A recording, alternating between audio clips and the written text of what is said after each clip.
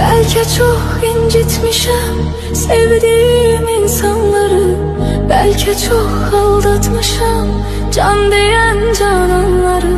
Sonda görmezden gelip ettiğim noksanları, var ümidim affedersen sen beni. Bilmez idim dert verer derdimin dermanları, gün gelir pişman olur nefsinin kurbanları. Dünya taxtinden salar şahları sultanları, etibarsiz dünyaya etibar etmek günahtır, intihar etmek günahtır.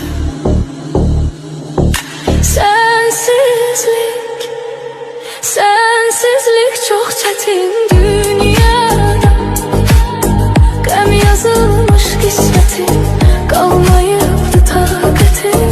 Sevməyiydi niyetim, şahid olmaz qəlbimə Allahımdan başqa bir kəs. Səs salar səssizcə bir səs.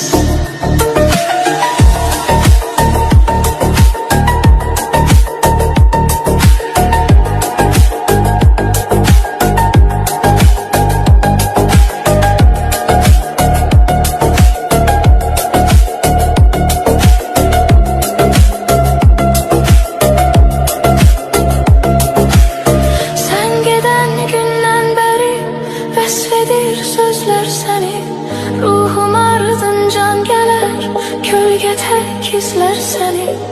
Aşıqım tənha qalar, hər gecə gözlər səni. Həsrətindən məhv edərsən sən